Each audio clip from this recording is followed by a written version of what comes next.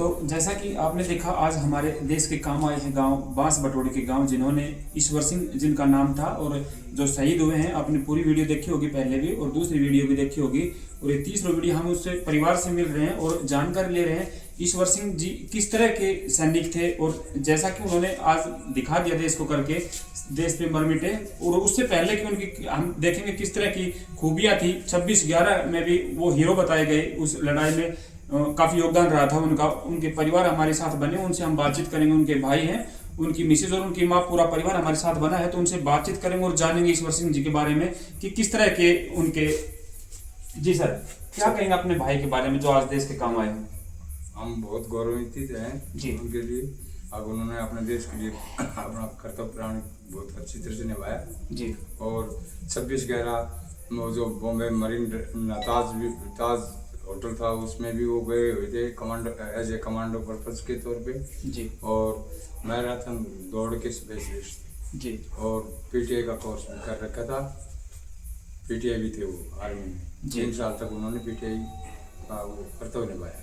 जी sir, हम जानना चाहेंगे सर, जो शहीद हुए ईश्वर सिंह जी, उनके परिवार में कौन कौन है उनके अलावा? उनकी माता है, उनकी मिसेज है, 2 बच्चे हैं जी। और दो भाई हैं। 3 भाई थे वो, 2 बहनें थी। हाँ, तीन बहनें और 3 भाई थे। जी, 2 बेटे हैं उनके। 2 बेटे। बेटे क्या कर रहे हैं, कितनी उम्र है? बेटे एक फर्स्ट ईयर में जा रहा है, एक 10th में। एक 10th में, एक फर्स्ट ईयर में। 2 बेटे हैं। 2 बेटे। जी। तो देखिए पूरे देश को नाज है आज उन पर। बिल्कुल। वैसे अगर हम जानना चाहें कि किस तरह का व्यक्तित्व था उनका, जॉब से अलावा गांव में जिस तरह के। बहुत हंसमुख, सबसे मिलनसार, सबके पैर छू करके चलने वाला इंसान जी। सबसे घुल मिल के रहने वाला। जी। और बहादुरी की तो आपने जैसे कि बताई, चर्चे 26/11 में भी चर्चित थे। गाँव में भी एथलेटिक्स के वो लगाए हुए थे पाल बच्चों के लिए, उसने अपने जी ग्राउंड मतलब ऐसे और बच्चों की तैयारी करवाने के लिए तैयारी जी छुट्टी आते थे तब मतलब कोऑपरेट करते थे, बच्चों को भी तैयारी करवाते थे। जी। देखिए उनके कजन भी हमारे साथ बने हुए हैं, उनके चाचाओं के जो लड़के हैं, उनके छोटे भाई, उनसे भी हम जानना चाहेंगे कि ईश्वर सिंह जी के बारे में कि किस तरह का उनका व्यक्तित्व था, किस तरह के सैनिक थे जो आज देश के काम आए। सर ये गांव, देश, समाज, पूरे देश के लिए ही एक बड़ा गौरव का पल है। जी। ईश्वर सिंह मेरा क्लास फेलो था, मेरा छोटा भाई था, मेरे चाचा का लड़का था। उसकी बहादुरी के किस्से, उसका व्यक्तित्व, उसकी जीवन का जो काम था वो बहुत ही, उसके जो भी हर क्षेत्र में योगदान था अतुलनीय। जी। सबसे पहले वो आर्मी में भर्ती हुए, उन्होंने ब्लैक कैट कमांडो थे, वो NSG कमांडो थे। जी। ताज 2008 में जो हुआ, उस ताज होटल में जो आतंकवादियों को मार गिराने में सबसे आगे थे। जी। क्रॉस कंट्री और मैराथन के स्पेशलिस्ट थे, 40 किलोमीटर दौड़ में सरकार से उन्हें बहुत मेडल मिले हुए हैं। जी। जब वो गांव आते थे, बड़े ही शालीन व्यक्तित्व और मिलनसार उनका व्यवहार रहता था। जी। यहाँ भी बच्चों को उसने, मैं पिछली योजना में सरपंच प्रतिनिधि था, उन्होंने स्पेशली बच्चों के लिए आर्मी सेटअप का ग्राउंड तैयार करवाया और वो उनमें बच्चों को ट्रेनिंग देते थे। हम यदि उसके बारे में कुछ कहें तो शब्द नहीं कह सकते, क्योंकि वो एक अलग प्रतिभा का धनी था। जी। आज जिसने अपना जीवन परिवार को न देखे इस देश को अपना जीवन समर्पित किया है, हम उसके लिए गदगद हैं। ये जो दुर्भाग्यपूर्ण दिन हमारे लिए और समाज के लिए है, ये हमारे देश के लिए इतना सौभाग्यशाली दिन हुआ है, क्योंकि आप हमारे आसपास परिवार में देखोगे तो सभी आर्मी से बिलोंग करते हैं। जी। सूबेदार, मेजर, कैप्टन वगैरह सारे, उनके पिताजी भी आर्मी में हवलदार थे। जी। तो दादाजी भी आर्मी में थे, दादाजी भी आर्मी में थे, वो खुद भी आर्मी में थे। जी। और 3 पीढ़ी से लगातार परिवार में आर्मी में चलते आए हैं। हमारे पूरे गांव में भी अगर देखा जाए, पड़ोस में देखे तो हर घर में एक आर्मी का सदस्य है। जी। और गांव में भी आर्मी के 50 से ज़्यादा % घरों में आर्मी में लोग हैं। लेकिन जो योगदान ईश्वर सिंह का है वो सब कभी देश ना भुला पाएगा। हमें उन पर नाज है। जय हिंद, जय भारत। जी सर, थैंक यू। हाँ जी, नाम आपका? मेरा निखिल नाम है। निखिल, क्या करते हो आप? ग्रेजुएशन में फिलहाल ग्रेजुएशन फर्स्ट कर रहे हो जी। जानना चाहेंगे हम बेटा, आज आपके पापा देश के लिए काम आए हैं, शहीद हुए हैं, पूरे देश को आज उन पे फख्र है। किस तरह से उनका देखिए सम्मान के साथ यहाँ अंतिम संस्कार भी किया गया, एक नाम छोड़ के गए हो आपके लिए, क्या चाहेंगे आप अपने पापा के बारे में, क्या दो शब्द कहना चाहेंगे?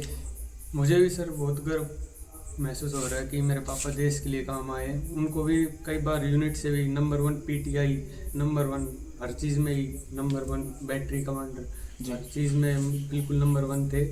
तो अब देश के लिए जो काम आए उसके लिए भी हमें उनके नक्शे कदम पर आप भी शायद चलने का प्रयास करेंगे, तो क्या आप फौज में जाना पसंद करेंगे, उनकी तैयारी करेंगे? मैं फिलहाल भी उसी की तैयारी कर रहा था आर्मी की, पर अब ये होने के कारण फिलहाल थोड़ा जी बंद कर। जी, थैंक यू बेटा।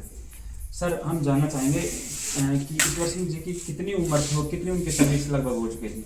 ईश्वर सिंह की उम्र 44 44 साल जी, और 24 ईयर्स उनकी सर्विस थी अभी फिलहाल। 44 साल की सर्विस थी। 24 आवर्स हम आर्मी में थे। 1 मई को रिटायरमेंट आने थे। 24 साल की सर्विस हो चुकी थी हो उनकी। चुकी। अच्छा, रिटायरमेंट आने वाले थे 1 मई को? 1 मई। अभी रिटायरमेंट आने वाले थे 1 मई। 15-20 दिन बाद जी। सरकार से आप किस तरह का सहयोग चाहेंगे? जो उन्होंने देश के लिए बलिदान दिया है, तो उनके बच्चों के लिए नौकरी या और किसी तरह का सहयोग गांव में? बच्चों के लिए नौकरी मिल जाए तो सबसे अच्छा बेटर है जी वो भी आर्मी में, जी ताकि ये भी पापा के पद चिन्हों पर चल सके। जी बिल्कुल जी। हमारे साथ उनकी पत्नी भी बनी हुई है, उनसे हम बातचीत करना चाहेंगे, और उनकी माँ है, उनसे भी हम प्रयास करेंगे बात करने का, तो बने रहिए वीडियो के साथ। देखिए, ईश्वर सिंह जी की माँ हमारे साथ बनी हुई हैं। हर माँ को फक्र होता है जब किसी का बेटा देश के काम आए। आपने 2 दिन पहले 4 दिन पहले भी शहीद हुए थे हमारे ही पड़ोसी गाँव मादरा से। उनकी भी माँ ने इतना फक्र दिखाया था पूरे समाज को कि मुझे नाज है मेरे बेटे पर कि मेरा बेटा देश के काम आया, और पूरे देश को आज फक्र है जो अपने देश के काम आया। देखिए माँ जी, आदमी तो हर कोई जन्म लेता है, जीता है, मरता है, आम आदमी की तरह आता है, चला जाता है, लेकिन आज पूरे देश में उनका नाम है। मेरा बेटा तो पूरा देश में नाम करे जी। और मैं तेन को सुन, मेरा बेटा जैसे कोई बेटा नहीं, बहुत गए से खुशी की। जी माँ जी। और मैं तेन माँ जी, और भी माएँ देख रही हैं ये वीडियो, उन माताओं को क्या एक संदेश देना चाहेंगे आप कि जब इस तरह से बेटा जाता है तो माओ को कितना फक्र होना चाहिए, नाज होना चाहिए फौज में भर्ती करने के बाद, या इस तरह से जब देश के काम आ जाता है बेटा? तो सारे गांव में आज चर्चे हैं आपके बेटे के। सबके ही में नाम करो से को, सबके ही में बहुत कमांडो कोर्स में नाम करो, सबके ही में नाम करो से को मेरा बेटा राजमान नहीं अकेली छोटी पूरे हमले में भी वहीं थे। जब पूरी हमला हुआ था, उरी अटैक हुआ था, उस टाइम वो वहीं थे जब अटैक हुआ। जी जी, जी नमस्ते जी। देखिए, बहुत फक्र की बात है आपके लिए, आज आपके पति ने देखिए देश के लिए काम आए हैं, वो पूरे देश को फक्र है, आपको भी फक्र होना चाहिए कि आपके पति इस तरह से देश के काम आए। आज सभी के जुबान पर उनका नाम है, क्या कहेंगे उनके बारे में 2 शब्द आप? मेरे पति बहुत अच्छे थे जी। जो देश के लिए काम आए। मेरे को फक्र है आज जी। मेरे पति पे, जो देश की सेवा के लिए काम हो गए, शहीद हो गए। जी। आपके 2 बेटे हैं, उनको क्या एक आप दिशा दिखाना चाहेंगे, किस तरह से उनको तैयार करेंगे? क्या आप उन बेटों को भी देश सेवा के लिए भेजना चाहेंगे? हाँ, मैं भेजूंगी, मेरे बड़े बेटे को भेजूंगी देश सेवा के लिए, क्योंकि मेरे पति चाहते थे मेरा बेटा भी लगे फौज में। जी।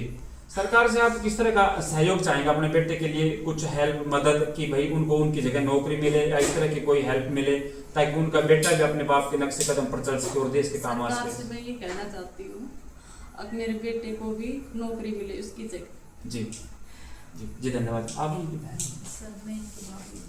अच्छा, क्या कहेंगे जी आप आज जो शहीद हुए हैं ईश्वर सिंह जी, उनके बारे में? जी, सबसे पहले तो मैं कहती हूँ ईश्वर सिंह जी मतलब इतने सालों से, मतलब 20 साल हो गए हमारी शादी को, इनकी और मेरी शादी साथ हुई थी। मैं ज्योति की भाभी हूँ जी। मतलब ऐसा इंसान कोई मुद्दतों से एक पैदा होता है, मतलब उसने हर इंसान को खुश रखने की कोशिश की। सबके साथ उसके रिलेशन बहुत अच्छे थे, हर वक्त मतलब हर जगह काम आता था सबके। जी। वो जब पूरी हमला हुआ तो उसने मेरे पास फ़ोन किया कि विजय आज मैं बहुत दुखी हूँ। क्यों, क्या हुआ? बोला आज मेरा सबसे प्यारा दोस्त था ना, वो यूँ समझ ले टुकड़ों में खिंडा हुआ, मैं उसको कैसे उठाऊँ। जी बिल्कुल।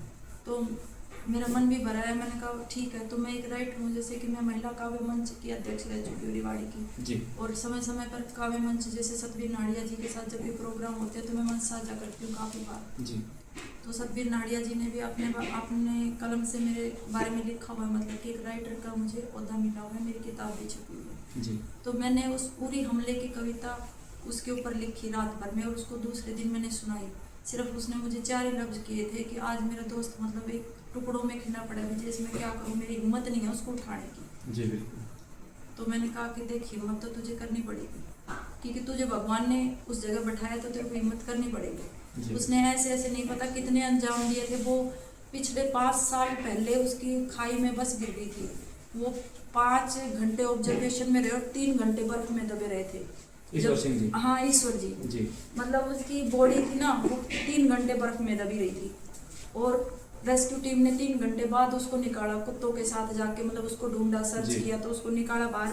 तो वो बिल्कुल मतलब एक प्रकार से डेड थे। 5 घंटे बाद उनको ऑब्जर्वेशन में रखा, तब थोड़ा सा उनको होश आया। जी उस वक्त के बाद से उसका शरीर वैसा नहीं था जैसा उस कमांडो का शरीर था, जी। क्योंकि 3-4 घंटे बर्फ में रहने के बाद इंसान हाँ, बिल्कुल आधा डेड हो जाता है। आप बर्फ खत्म कर देते हैं। तो वो शरीर पर उसकी वो रौनक दोबारा हमने नहीं देखी। उसकी जो आप फोटो देखोगे ना अगर उसकी जवानी की, जी तो 6 फुट लंबा ठाडा इंसान मिलना मुश्किल होता है आज। जी बिल्कुल।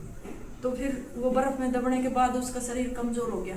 अब जैसे मतलब उसको जो अटैक आया था, तो फिर भी इतनी हिम्मत थी, उसने 20 मिनट कोई अटैक, और डॉक्टरों ने बोल दिया था भाई डेड है, खत्म हो चुका है। जी और 20 मिनट बाद दोबारा उसकी जो बॉडी एकदम से होश में आई, और वो 10 दिन फिर जी आए। जी। उसके दिमाग में खून जम गया। लास्ट टाइम कहाँ पे एडमिट किया वो? आरआर में थे सर, दिल्ली। आरआर दिल्ली। तो वहीं पे थे मतलब अभी दिल्ली एडमिट? आरआर थे सर, उनको 20 दिन हो गए थे। 20 दिन से वहीं एडमिट, हाँ। वहीं से अब आए हाँ। सीधे यहाँ। जी। पहले उनका नासिक में इलाज चल रहा था, फिर उनको आरआर लेके आए। कितने दिन से चल रहे थे वो बीमार था वो? सर वो बीमार तो नहीं थे, उनको बस थोड़ी सी कुछ प्रॉब्लम थी, हार्ट उसके की बाद प्रॉब्लम वो थी। हार्ट की प्रॉब्लम थी। बस वो अचानक हार्ट अटैक जैसे जो हुआ तो ज़्यादा सीरियस कंडीशन में हो गई। तो काफी बहादुरी के किस्से जैसे सुने उनके बारे में हमने। सर उनके बहादुरी के किस्से कोई एक हो तो सुनाए, जी एक हो तो आपको याद दिलाएं। वो ताज होटल पे जब 26/11 का वो अटैक हुआ था, जी। उसमें एनएसजी कमांडो जो कूदे थे, उस पर 3रे नंबर पे ईश्वर जी थे। जी जी बिल्कुल। उसने तुरंत फ़ोन किया मुझे दूसरे दिन ही, बोला तो देखना वीडियो में 3रे नंबर पे कूद रहा हूँ। मैंने कहा अच्छा ठीक है। मैंने देखी, जब वो 3रे नंबर पे कूदे थे देश की रक्षा के लिए, उन्होंने मतलब मेरे हिसाब से नहीं पता कितनी बार उन्होंने ऐसे ऐसे स्टंट किए होंगे जो हमें बताए भी नहीं। कुछ बता देते थे, जो ओपन में आ जाते थे, तो कुछ बताते भी नहीं है फौजी घर वालों। जी उनके बारे में काफ़ी जानकारी मिली हमने। गांव में भी बताया, बच्चों के लिए भी तैयारी करवाते थे। गांव में भी काफ़ी मिलनसार व्यक्ति थे वो, हर किसी से अच्छे स्वभाव में, हर तरह से गांव में मिलनसार थे। बहुत खुश थे। उन्होंने ये कहा मैं रिटायर आऊँगा तो बहुत प्रोग्राम करूँगा, मैं खुश हूँ, मैं रिटायर आ रहा हूँ। जी वो रिटायर भी आने वाले थे शायद अगले हाँ महीने जी, में ना? बहुत खुश थे।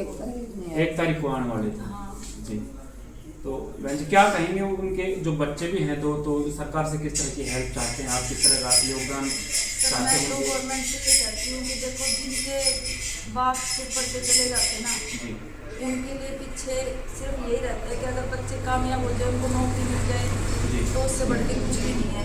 और बच्चा अगर मान लो छोटा मोटा हो, तो मैं पहले भी छोटा मोटा है, बाप के नक्शे कदम पे 6 फुट जवान है, उसको मैं कहती हूँ मिलिट्री में जॉब मिलनी चाहिए उसको। हाँ बिल्कुल लायक है, और अभी तैयार भी, उम्र भी हो रही बिल्कुल है। तैयारी भी कर रहा है वो, अपनी जी। तरफ से फुल तैयारी कर रहा है। अब उसको कुछ ये अगर थोड़ी हेल्प ना मिल पता जाए था तो कि भी- मेरे पापा ऐसा हो जाएंगे। जी। उसने अपनी पूरी बेचारे ने तैयारी कर रखी है। अब 1 महीने से थोड़ा सा डिस्टर्ब हो रहा है बच्चा। जी जी थैंक यू।